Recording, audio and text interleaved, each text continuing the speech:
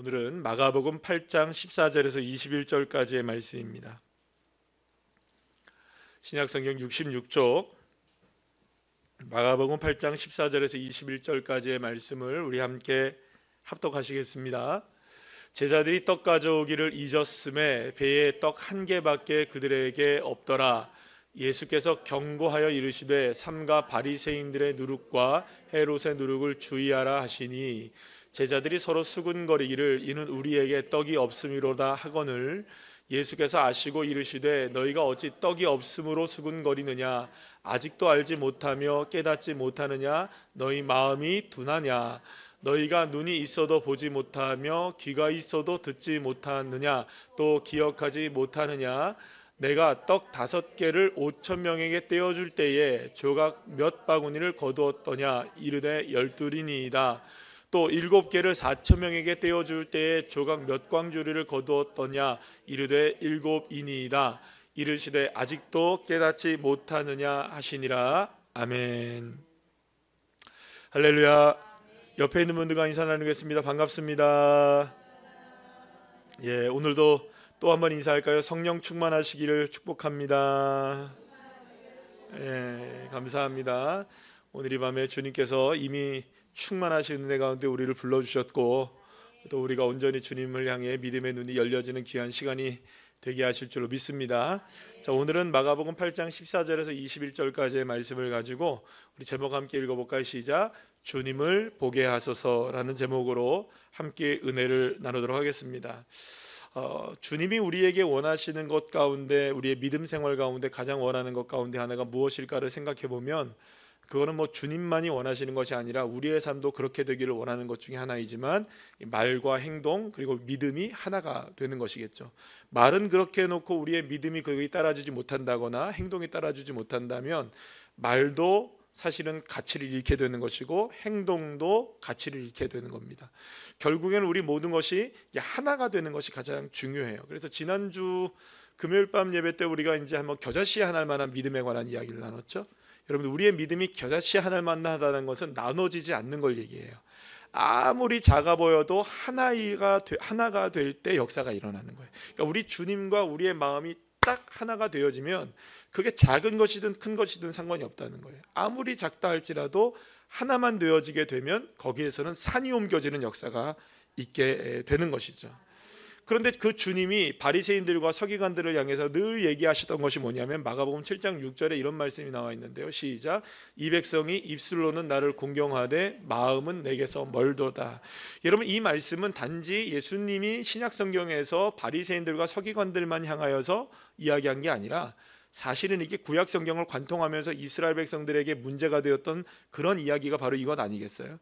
사사시대의 이야기를 한번 다 생각해 보세요. 한번 파노라마처럼 쫙 펼쳐놔 보시면 이스라엘 백성들이 하나님을 향하여서 마음이 하나가 됐을 때는 축복을 받습니다. 그죠? 그런데 하나님과 마음이 멀어지게 되고 입술로는 공경하는 것 같지만 하나님을 온전히 찬양하지 못하는 삶을 살게 되면 여지없이 무너지게 되는. 그래서 결국에는 이스라엘 백성들이 바벨론에게 멸망을 당하고 이렇게 됐던 이유가 무엇일까요, 여러분들? 그들이 예배를 안 드렸습니까? 아니에요. 그들이 제사를 안 드렸습니까? 그들이 하나님 앞에 절기를 안 지켰습니까? 아니에요. 절기도 지키고 예배도 드리고 다 했는데 마음이 멀어진 거예요. 마음이 하나가 되지 않은 거죠. 자, 그러면 여러분 우리가 믿는다는 걸 다시 한번 정의 내린다면 어떤 것을 믿는다고 얘기할 수 있느냐? 그것은 입술로만 주님을 믿는 것이 아니라 마음으로도 주님을 함께 믿는 겁니다. 따라합시다. 입술과 마음 이게 하나가 되는 겁니다. 그때 겨자씨만한 믿음이 되는 거예요. 그리고 그때 하나님 역사가 일어나는 것입니다. 이렇게 주님의 마음과 나의 마음이 하나가 되고 그것이 우리에게 주님이 요구하시는 믿음이시라면 우리의 삶의 모든 순간 우리는 믿음과 삶이 하나가 되기를 위해서 애써야 하는 겁니다. 이게 사실은 신앙의 싸움이라고 말할 수가 있는 거죠. 그래서 우리가 믿음 있다라고 얘기하는 삶이 되기를 원한다면 믿음 있다. 여러분 이건 믿음이 큰 믿음이다.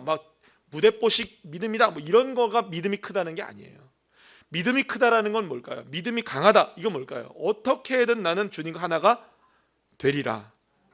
아멘이십니까? 어떻게든 난 무엇이 되리라? 주님과 한 마음이 되리라. 마음에서 주님과 멀어지지 않겠다는 이 결단이 큰 믿음이고 강한 믿음이라고 볼 수가 있는 것이죠. 그래서 여러분들 다윗이 시편 25편 14절 말씀에서 너무나 유명한 말씀을 했죠. 다 같이 한번 읽어볼까요? 시작.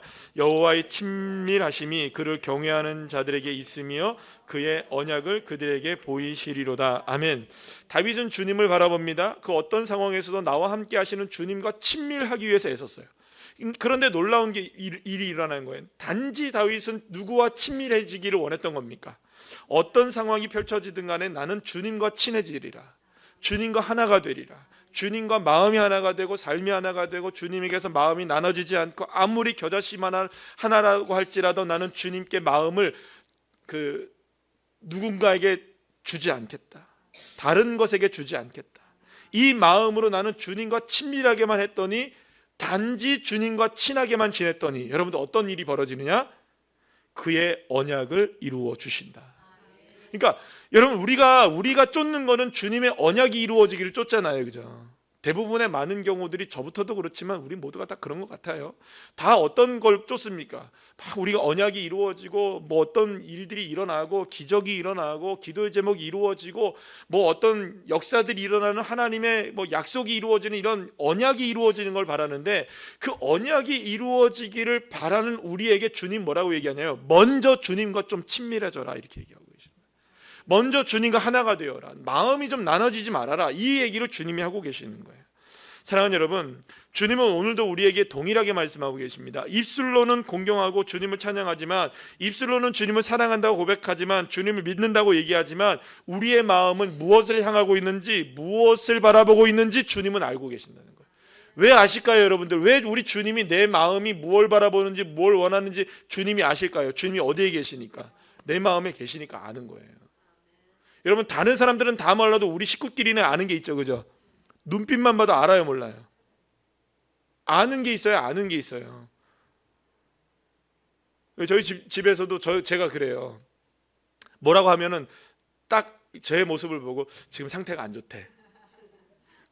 나도 모르는데 저희 집사람이랑 딸내미는 절 보고 상태가 안 좋대요, 지금. 네. 그거 어떻게 할까요, 여러분들?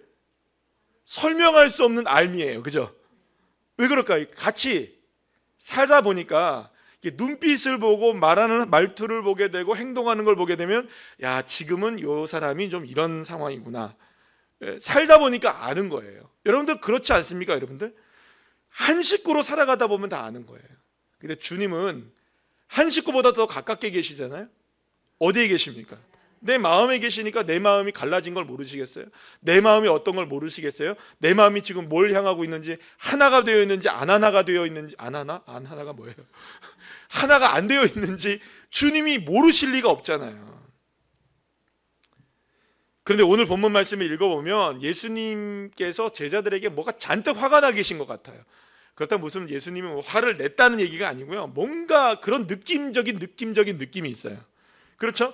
제자들이 예수님이 그토록 함께 있으면서도 여전히 하나님 나라의 복음을도 제대로 이해하지 못하고, 너는 깨닫지 못하냐, 아직도 모르냐를 계속 반복하고 있는 거예요. 따라합시다. 아직도 모르냐. 제 이 말씀을 읽으면서 주님이 저한테 하시는 것 같아요. 야, 권 목사야, 아직도 모르겠냐? 이 정도쯤이면 알아야 되지 않겠냐? 여러분, 주님이 아직도 모르냐고 얘기하신다는 건 정말 큰 탄식이잖아요. 이 정도쯤이면 알아야 되는데 아직도 모르느냐? 도대체 어떤 일이 있었기에 제자들은 아직도 모르느냐는 이 이야기를 계속 들어야만 했을까요? 여러분, 듣는 사람 얼마나 민망했겠어요, 그죠? 나는 아는 것 같은데 왜 모른다고 얘기하지? 아직도 모르냐? 잘 모르겠는데요. 아직도 모르냐? 그럼 뭘 알아야 됐을까요? 마가복음 6장에서는요, 복음서에 기록된 가장 위대한 사건들이 여러 가지 8장에는 나옵니다. 오병이어의 기적의 사건이 나오고 또 칠병이어도 나오고요. 뭐 여러 가지 사건이 나와요. 그런데 그 앞전에 있는 사건이 어떤 사건이 나오냐면, 마가복음 7장에 보면 아주 중요한 두 가지 사건이 나오는데, 이 수로보니게 여인의 그 귀신 들린 딸을 주님이 고쳐주시는 사건이 나와요. 그래서 뭐 그 부스러기가 땅에 떨어진 거 뭐 먹고 뭐 그런 얘기 있죠? 안 읽어봐도 되겠죠? 다 아시네요, 그죠? 네. 빨리 대답하시네, 이런 거는.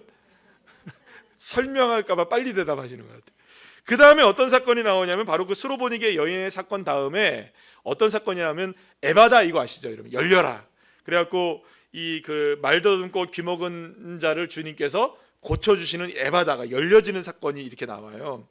그러고 나서 이제 이어지는 8장에서는 5천 명을 먹이신 오병이어의 기적과 함께 또 이제 4천 명을 먹이신 칠병이어의 기적이라는 사건이 또 일어나게 되죠. 이렇게 이 오병이어와 칠병이어가 일어나기 이전에 주님께서는 이미 제자들을 향하여서 엄청난 기적들이 일어났던 것을 경험하게 하셨습니다. 지금까지 한 번도 보지 못했던 일들을 지금 한순간에 막 여러 가지를 함께 본 거예요. 그러면 여러분, 여러분 제자들이 생각해 보세요. 얼마나 놀라운 일들을 지금 경험하고 있어요. 그렇잖아요. 귀신 들린 여인의 딸이 막 고침을 받고, 눈이 막 입이 닫혀져 있던 사람이 막 열려지게 되고, 5천 명이 먹고, 그 다음에 여러분들 7병이어의 기적 4천 명이 먹고, 막 이런 사건들이 연이어서 계속 일어나니까 여러분들 같으면 여러분들 어떠시겠어요, 여러분들? 정말 가슴이 뛰는 것 정도가 아니겠죠, 여러분들. 얼마나 흥분되겠어요. 얼마나 좋겠어요. 그런데 그 모든 기적들을 경험하고 난 다음에 예수님께서 제자들을 향하여서 오늘 본문에서 뭐라고 얘기하시냐면 이렇게 얘기하십니다. 17절 18절 말씀 우리 다시 한번 읽어볼까요? 시작. 예수께서 아시고 이르시되 너희가 어찌 떡이 없으므로 수군거리느냐? 아직도 알지 못하며 깨닫지 못하느냐? 너희 마음이 둔하냐? 너희가 눈이 있어도 보지 못하며 귀가 있어도 듣지 못하느냐? 또 기억하지 못하느냐? 예수님과 제자들은 떡 7개와 물고기 2마리로 4천 명이 먹고 그 오병이어의 기적이 일어나고 4천 명이 먹는 이 그 칠병이어의 기적이 일어난 다음에 7강주리가 남게 되었거든요. 앞에는 12강주리가 남게 되죠. 근데 이 사건 이후에 바로 배에 오른 거예요. 그러니까 칠병이어 기적 사건 이후에 4천 명이 먹고 7강주리가 남은 그 상황 속에서 배에 오르게 된 거예요. 자, 그런데 배에 올라서 달마누나 지방으로 이제 가게 되는데 거기서 이제 그 예수님은 바리새인들과 그 서기관들에게 비난을 받는 사건들이 일어나게 되고 다시 배에 올라타게 돼서 이제 길을 떠나게 되는 사건이 오늘 이 사건이에요. 그런데 이 다시 길을 떠나게 되었을 때에 제자들이 이제 배가 이제 고파 오기 시작했던 거겠죠. 그러면서 이제 그들의 눈 속에 갑자기 딱 떠오른 게 뭐밖에 없는 거예요. 떡 한 덩이밖에 없다는 걸 깨닫게 된 거예요. 아니 남은 게 몇 개였었는데 7 광주리에 바구니에 7 바구니가 가득 담겨져 있었던 떡이 남겨져 있었는데 아이고 야 그거 남겨둔 거 그거 우리가 좀 갖고 올 걸. 그런데 몇 개밖에 없는 거예요. 딱 적어도 지금 13명 아니에요, 그죠? 누구 코에 붙여요, 여러분들? 예수님 좀 많이 떼드리고, 그죠? 만약에 여러분들 그렇게 할 거예요. 우리 저를 포함해서 12명의 권사님들이 같이 함께 저하고 있다고 생각해봐요. 떡 한 덩이가 있어요. 모두가 배고파요. 그러면 딱 13강 나눌 수 있겠죠, 그죠? 근데 눈치를 보는 거예요, 그죠? 목사님은 남자고 등치도 크니까 우리보다 조금은 더 뛰어야지. 그리고 이렇게 나눈다고 생각해봐요. 계산이 들겠죠, 그죠? 아마도 제자들도 그랬던 것 같아요. 이 떡 한 덩이 가지고 야 남겨두고 온 이 17바구니 있었으면 우리 배 터지게 먹을 수 있는데 왜 떡 한 덩이밖에 안 갖고 왔지? 라고 생각을 하게 되었던 거예요. 그때 바로 주님께서 떡이 없음으로 인하여서 수군거리고 있었던 제자들을 향하여서 뭐라고 얘기하느냐? 아직도 깨닫지 못하느냐라고 얘기를 처음 하신 거예요. 여전히 제자들은 무엇에 관심이 있는 겁니까? 배고프면 떡을 먹어야 하고, 그죠? 배고프니까 당연히 여러분 떡에 대해서 관심이 있겠어요, 없겠어요? 있겠죠. 남겨진 나머지 7바구니에 대해서 여러분들 얼마나 아깝겠어요, 그죠? 오병이어와 칠병이어의 기적을 경험하고 그 엄청난 것들을 남겨두게 되었던 그 바구니들이 남겨지고 배에 탔다는 자체가 아깝기 시작했던 거예요. 두고 온 것에 대한 아까움, 그리고 여기에서 그걸 먹지 못하는 허기짐. 사랑하는 여러분, 지금 한번 잘 생각해 보세요. 오병이어의 기적을 만드시고 칠병이어의 기적을 만드신 분이 누구신가요? 예수님. 그러면 그 예수님이 지금 어디에 계시는 거예요? 자기들과 함께 배에 계시죠. 12강주리가 남든 7강주리가 남든 남겨진 떡을 남기게 했던 그분이 누구와 함께 계시는 거예요? 지금 제자들과 함께 그 배에 계셔요. 그러면 여러분 적어도 똑똑한 믿음의 제자들이라면 정말 믿음이 있었던 똑똑한 제자들이라면, 지혜로운 제자들이라면 퍼뜩 뭘 생각해내야 될까요? 처음에 오병이어의 기적이었을 때는 5개의 떡이었어요. 그러면 나중에는 7개의 떡이었어요. 그러면 그리고 나서 5,000명이 먹고 4,000명이 먹었다면 단순히 산술적으로만 계산해도 여기에 있는 떡 한 덩이만 한더라도, 여러분들 수학 잘하는 사람 좀 계산해 볼래요? 내가 여기다 계산을 안 해놔가지고 떡 5개로 5,000명이 먹으면은 한 덩이가 몇 개가 된 거예요? 그렇죠? 역시 선생님이시네요. 배 안에 지금 떡 한 덩이가 있잖아요. 그러면 적어도 이 떡 한 덩이를 가지고 주님 불러가지고, 주님 우리 배가 고파요. 근데 떡 한 덩이밖에 없는데 주님 아까 전에 하셨잖아요. 좀 다시 한번 좀 해주시면 안 돼요? 정말 기대감을 가지고 한 덩이만 여러분 주님께서 우러러 축사를 하시면 여러분들 그 떡이 그 배를 침몰시킬걸요? 안 그런가요 여러분들? 1200명이 먹을 떡이 만들어지는데? 제 계산, 우리 권사님 계산이 맞다면. 그래서 주님께서는 아직도 깨닫지 못하느냐고 말씀하고 있는 거예요. 기적의 주인이시고 하나님 나라의 본체이시고 모든 것을 일으키셨던 그 분이 지금 어디에 계시는 겁니까? 그 배에 함께 하고 계시는데, 떡을 놓고 고민하고 떡을 놓고 다른 생각을 하고 아깝게 생각하고 가져와야 되느니 많으니 이거 갖고 누구 코에 붙이느니 많으니, 이 이야기를 지금 하고 있었던 거예요. 예수님 계시는데, 그 자리에 예수님 그 자리에 계시는데. 그렇다면 예수님께서 왜 이렇게 너희들은 마음이 둔하냐라고 얘기해. 따라합시다. 둔하냐. 그러면 둔하다는 게 뭘까요 여러분들? 주님을 향해 마음을 드러내지 못하게 되었다는 건 아니겠어요? 그거는 왜 그렇다면 여러분이 여전히 제자들의 마음은 주님을 향하지 못하고 여전히 눈에 보이는 떡만 향하고 있었을까요? 아니 지금 경험하지 못한 거 아니잖아요, 그죠? 오늘 본문을 다시 한번 여러분들 이야기하자면 그 앞전에 어떤 기적의 2사건이 있었어요, 그죠? 다시 기억나십니까? 수로보니게 여인의 사건과 에바다의 사건이 있었어요. 이 2사건이 바로 모두가 다 어떤 사건이냐 면 열려지는 것에 관한 사건이에요. 먼저 수로보니게에 관한 그 이 여인은요, 감히 유대인에게 나올 수 없는 이방인 여인이었어요. 그런데 여러분들 놀랍죠? 이 여인이 예수님이 계신 숙소까지 찾아와서 예수님 앞에 엎드리는 거예요. 여러분 사실은 이거는 있을 수가 없는 일이에요. 이방인 여인이 유대인 남자 앞에 나와가지고 무릎을 꿇고 애원을 한다는 것은, 이거는 사실은 그 당시의 사회 통념상 일어날 수가 없는 일이었던 것이죠. 그런데 바로 그 순간에 오셔서 예수님에게 자신의 딸이 지금 귀신을 들렸고 너무나 아파하고 있다는 사실을 알려주십니다. 그런데 예수님이 그 여인에게 뭐라고 대답하시느냐, 참 마음 아픈 얘기를 하십니다. 자, 27절 마가복음 7장 27절 말씀 한번 읽어볼까요? 시작.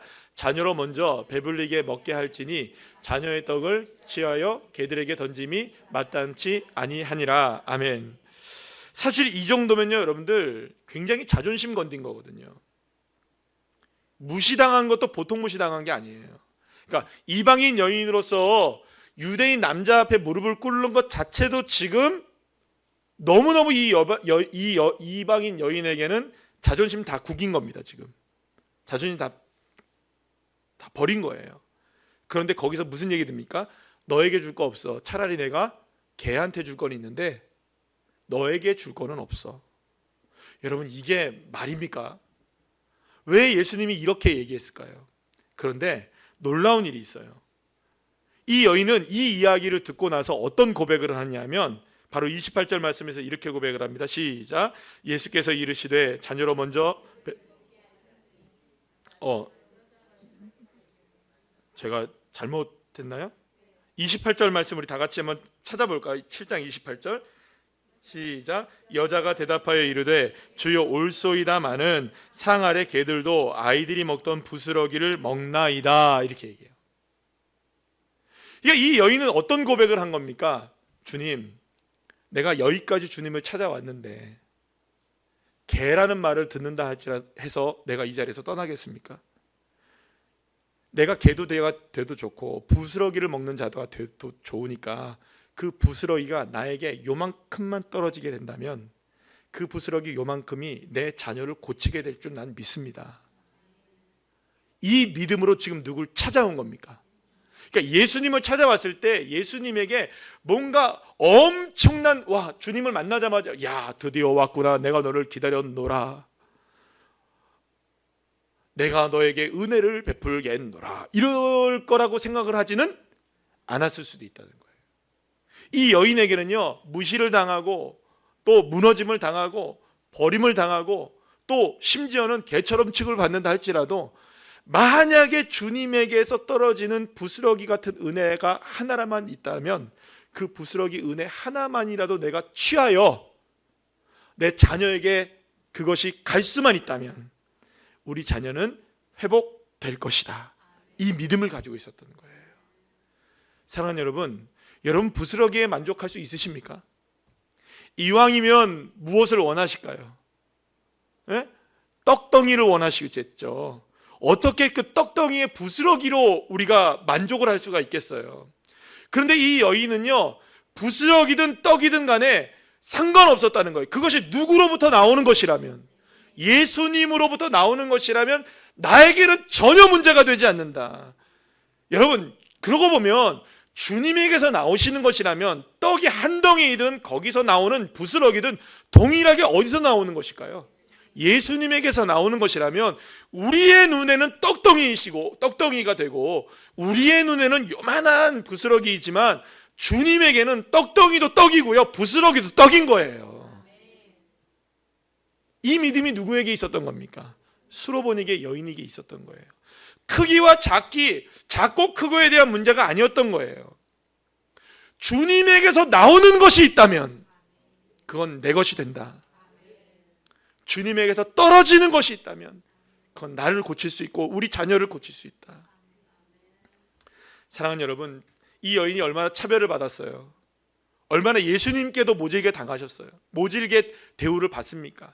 근데 왜 주님이 그렇게 모질게 대하셨느냐? 이 여인의 믿음을 보시길 원했던 거예요. 여러분, 우리 같으면 이런 상황이면 어떻게 할까요? 무릎을 꿇었다가도 어떻게 할까요? 야, 내가 내 자녀들에게 줄 건 있는데 걔한테 줄 건 없다. 부스러기도 나는 싫어, 너한테 주는 게. 부스러기나 좀 먹든지 이러고 하면 여러분들 우리가 무릎을 꿇었다가 어떻게 할까요? 여러분들 주님 앞에 일어나서 내가 그런 취급을 당할 사람입니까? 내가 그렇게라도 이렇게 나가야 되겠습니까? 주님 너무하십니다. 행 하면서 제 모습인 것 같습니다. 우리가 얼마나 많은 순간 주님 앞에 서면서도 떡덩이와 부스러기를 구분하고, 우리가 언제나 주님을 찾고 주님을 만나기를 원하면서도 이 제자들은 지금 뭘 찾고 있는 겁니까, 여러분들? 바구니에 남겨진 떡을 보고 있는 거예요. 내 앞에 놓여진 떡 한 덩이는 만족을 못해요. 여러분, 이 떡도 누가 지금 만들어 놓으신 겁니까? 예수님이 축사하셔서 만들어 놓으신 떡. 그러면 거기에 밖에 항구에 남겨진, 가져오지 못했던 나머지 그 7바구니에 남겨진 떡도 누가 만든 떡? 예수님이 만들어 놓으신 떡. 동일한 떡이에요. 어떻게 보면 남겨진 떡이 덩어리처럼 보여지고 큰 것처럼 보여지고 이 배 안에 들어있는 이 작은 떡덩이는요, 부스러기처럼 여겨질 수 있어요. 그런데 여러분들, 웬만해서는 부스러기에 우리는 만족을 못하는 거죠. 웬만해서는 부스러기에 만족을 못하는 거예요. 사랑하는 여러분, 그런데 주님은 우리에게 아직도 깨닫지 못하느냐라고 말씀하세요. 부스러기도 나의 은혜다. 내가 만든 것이다. 그래서 여러분, 떡 한 덩이로도 주님께 감사할 수 있으셔야 돼요. 이 떡 한 덩이로도 누구를 볼 수 있으셔야 됩니까? 주님의 능력을 볼 수 있어야 되고요. 내 삶에 아주 작은 부스러기 같은 은혜가 내게 떨어진다 할지라도 이건 주님이 하시는 일이시다. 이건 주님의 역사이시다. 그렇게 주님의 능력을 여러분들 찾아내는 저와 여러분 되셔야 돼요. 어쩌면 저는 이런 생각을 해보게 되었습니다. 이 수로보니게 여인이 지금 예수님을 찾아왔잖아요, 그죠? 얼마나 어려운 과정들을 거쳐서 찾아왔을까요, 그죠? 그러면 그 찾아왔던 과정이 마치 부스러기를 찾는 것 같은 느낌이 아니었을까요? 그거 하나라도 잡으려고 신락 같은 그 가능성 하나를 누구에게 두고, 예수님에게 두고, 아주 작은 것이라도 거기서 떨어지는 것이 있다면 난 그건 잡아서 내가 그걸 붙잡겠노라는 그 믿음이 있었지 않았을까요? 그 찾아내는 믿음, 부스러기로도 만족하는 믿음, 부스러기도 주님의 은혜다, 이 믿음에 대한 눈이 열려져야 하는 것입니다. 그래서 저는 이번에 참 우리 미래비전위원회에서 몇 번 제가 말씀을 드리지만 참 너무 좋은 일을 한 것 같아요. 동전으로 시작되는 마중물. 동전이 무슨 우리에게, 여러분들 동전 그게 우리에게 얼마나 소용이 있겠어요. 요즘 동전 뭐 쓸 데가 있습니까, 없습니까? 거의 뭐 동전도 만들어지지도 않는데 집안에 먼지투성이로 어딘가에 이렇게 숨겨져 있고 그냥 방치되어 있고 어딘가에 있었던 그 동전이 우리가 함께 모여가지고 그거를 성전을 위해서 우리가 마중물로 사용한다는 그 믿음 하나가, 어쩌면 저는 주님이 우리 교회에 정말로 그걸 마중물로 사용하셔서 하나님의 역사를 일으키시는 능력을 저는 베풀어 주신다고 확신하게 되어요. 우리가 만약에 여러분들 큰 걸로부터 시작했다면 주님이 어쩌면 우리도 마찬가지로 그런 마음이었을 거예요. 그런데 우리는 그래, 우리 동전이라도 시작해보자. 동전이라도 시작해보자. 아멘이시죠? 그래서 사랑하는 여러분, 주님께서도 헌금하는 그 바리새인과 여인의 모습을 보시면서 과부가 동전 2개를 딱 넣는 장면을 보시면서 그거는 전부를 드렸다고 말씀하시잖아요. 주님은 그 마음을 원하시는 거예요. 저와 여러분에게. 작지만 작아도 여러분, 하나님의 은혜는 작지 않아요. 여러분, 부스러기라도 어떻습니까? 그거 저와 여러분을 향한 주님이 주신 것이라면 그 부스러기에 감사하시고 부스러기라도 붙잡으셔야 돼요. 물론 여러분들 큰 덩어리가 있으면 좋죠. 삐까뻔쩍하게 우리에게도 좋은 거 있으면 좋죠. 그러나 여러분, 처음부터 덩어리가 나오지 않아요. 믿음의 여러분들의 역사는 처음부터 절대로 덩어리가 나오지 않아요.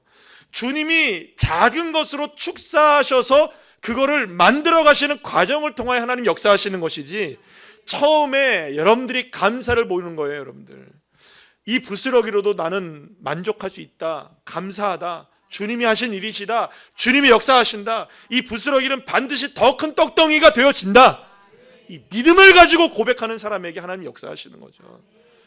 근데 많은 경우 이 부스러기는 좀처럼 은혜라고 느껴지지 않는 거예요. 에게게게 이거요. 이거 말고 좀 다른 거 없나요, 주님? 이거 말고 좀 괜찮은 거 없나요? 이거 말고 좀 나은 거 없나요? 남들 보기에도 좀 괜찮은 거 나에게 주시면 안 되나요? 왜 나에게는 맨날 이 부스러기 같은 것만 주시나요, 주님? 그래서 주님이 계속 그 사람에게는 부스러기만 주시는 거예요. 왜요? 왜 그럴까요, 여러분들? 왜 주님이 부스러기만 주실까요, 그분에게? 부스러기에 감사할 때까지, 부스러기가 주님의 은혜인 걸 정말로 믿음으로 고백할 때까지. 그래서 여러분들, 부스러기의 은혜에서 덩어리의 은혜로 가시려면 깨달으셔야 되는 거예요. 깨달아야 되는 거예요, 여러분들. 내 배 안에 작은 떡덩이 하나만 가지고도 얼마든지 나와 함께 있었던 이 동료들과 예수님과 함께 그 배 안에 있는 모든 사람들이 다 먹고도 남을 수 있다. 주님이 하시면 된다. 아이고, 이 떡덩이 하나 갖고 우리가 어떻게 하란 말이에요, 주님? 이 떡덩이 하나 가지고 어떻게 하란 말이에요? 이 믿음이 아니라, 정말 믿음이라면 이 떡덩이도 주님 한 덩이라 할지라도, 조각이라 할지라도, 부스러기라 할지라도 주님 감사합니다. 그 다음에 에바다 사건이 나와요. 근데 그 에바다 사건에서 예수님이 그 눈 멀고 귀 먼 사람을 향해서 어떻게 기도하시냐면 마가복음 7장 34절 말씀 한번 읽어볼까요? 시작. 하늘을 우러러 탄식하시며 그에게 이르시되 에바다 하시니 이는 열리라는 뜻이라. 아멘. 여러분, 하늘을 우러러 탄식하셨어요. 예수님이 제자들을 향해서도 탄식하신 거예요. 어찌하여 깨닫지 못하느냐, 어찌하여 여전히 둔하냐, 탄식하시잖아요. 똑같은 탄식이에요. 그러면 어떤 의미로서의 탄식일까요? 열려지지 않은 것에 대한 탄식인 거예요. 눈이 열려지지 않은 거예요. 여전히 떡에 대해만 관심이 있고 예수님을 바라보지 못하는 거예요. 떡 한 덩이만 바라보니 주님이 보이지 않는 거죠. 떡을 생각하니 주님은 어디에 계신지도 모르는 거예요. 그래서 주님이 마음속으로 깊이 탄식하셨다고 얘기를 해요. 바리새인들을 바라보시면서도 마음속으로 깊이 탄식하시고 제자들을 향해서도 탄식하시고 눈과 귀가 멀었던 그 사람을 향해서도 탄식하시는 거예요. 그렇다면 여러분, 이 수로보니게 여인의 믿음과 이 에바다의 사건을 통해서 주님은 제자들을 향해서 이런 얘기를 하고 계시는 겁니다. 제자들이 가지고 있었던 믿음은 뭐여야 될까요, 여러분들? 이 수로보니게 여인의 믿음이 필요한 거예요. 작은 떡덩이라 할지라도, 아주 작은 부스러기라 할지라도 그것도 주님의 은혜라는 거, 주님의 역사라는 거, 이 믿음이 우리에게 있어야 되는 거죠. 그래서 믿음은 언제나 여러분 작지만 겨자씨처럼 시작되는 거예요. 그리고 그 겨자씨가 정말로 심겨지게 되면 놀라운 역사가 일어나게 되는 것이죠. 그리고 두 번째는 뭐냐면 하늘을 우러러 탄식할 때 눈이 열려지고 귀가 열려지고 입이 열려지는 에바다의 진정한 믿음이 우리에게 필요한 것이겠죠. 정말로 누구를 바라보는 겁니까? 주님만 바라보는 거예요. 사랑하는 여러분, 안타깝게도 제자들은 여전히 그런데 무엇을 먹을까, 입을까, 마실까에 대해만 관심이 있었던 거예요. 이것 갖고 만족을 못하는 거죠.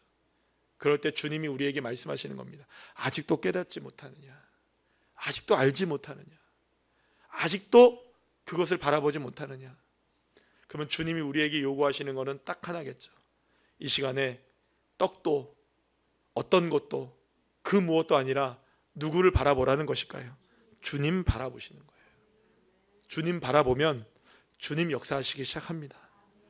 우리의 삶에 여러분들의 인생 가운데 100% 만족하는 인생을 살아가시는 분은 계십니까? 계십니까? 그분 정말 축복이죠. 정말 놀라운 축복이겠죠. 그런 분들이 있으면 정말 뭐 말할 필요가 없겠죠. 나는 모든 걸 만족해. 사실은 우리가 그러지 못하거든요.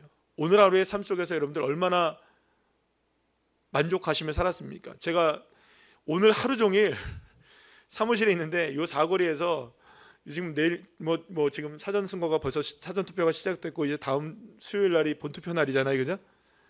그래서 여기서 지금 하는데 오늘은 한 팀이 점령을 했어요. 요 사거리를 남자 두 분이서. 예. 그러면서 목이 다 하셨어요, 이 두 분이. 그리고 귀여워요 이렇게 얘기하시는 거예요. 제가 얘기할 수 없고 선거운동이 될까봐. 기호 몇 번 누구누구 막 하면서 막 하시는 거예요. 제가 근데 식사하러 나갔다가 오다가 계속 만났어요. 근데 제 귀에다 대고 막 얘기를 하시니까 얼마나 큰지. 그런데 와, 그분들 외치는 게요, 제가 그거 봤더니 점심시간부터 1시부터 거의 외치기 시작하셨거든요. 그런데 아까 전에 9시까지 외치더라고요. 쉬지 않고 밥 먹을 시간만 빼고. 그래서 저는 한 8시쯤 됐길래 이제 가셨나 보다. 그랬더니 한 30분 있다가 다시 하는 거예요. 이렇게 얘기하는 거예요. 그런데 더 재밌는 건 뭔지 아세요? 가던 애들이 뭐 초등학교에도 중학교 애들이 가잖아요. 근데 그러면서 뭐라 하는지 누구누구 화이팅! 그러면서 가는 거예요. 다. 너무 아저씨가 외쳐야 되니까 다들 불쌍한 거야. 그분들이 불쌍한 거예요. 근데 더 웃긴 건 뭐냐면 여기 굉장히 요지거든요. 나름 꽃바위의 요지예요. 그죠? 그래서 매번 여기 많은 그 팀들이 와서 여기서 이렇게 한다고요. 막 피켓도 들고 막 이렇게 하는데요. 그분들은 유난히 막 이렇게 하니까 다른 팀들이 왔다 가요. 제가 오늘 몇 번 이렇게 봤어요. 다른 차들도 왔다 갔거든요, 많이. 근데 가더라고요. 점령을 하더라고요. 그분들의 마음이 어떤 마음일까요? 그분들의 마음이 어쩌면 너무너무 간절할 거 아니에요. 한 표라도. 그분에게 한 표는 얼마나 중요할까요, 여러분들? 차라리 뭐 어떻게 하다 덩어리가 확 오면 좋겠죠, 그죠? 근데 그 마음으로 그렇게 못하는 거예요, 여러분들. 한 표라도 어떻게 하면 내 표로 만들 수 있을까?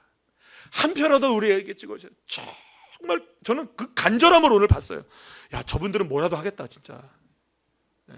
그래서 뭐 그분들을 찍으라고 안 찍으라고 그거는 여러분들이 하는 거고. 근데 야, 저분들은 진짜 뭐라도 하겠다. 저렇게 목이 터져라고. 근데 오늘만 한 거 아니에요, 그분들이. 며칠째 계속 하고 계시는 거예요.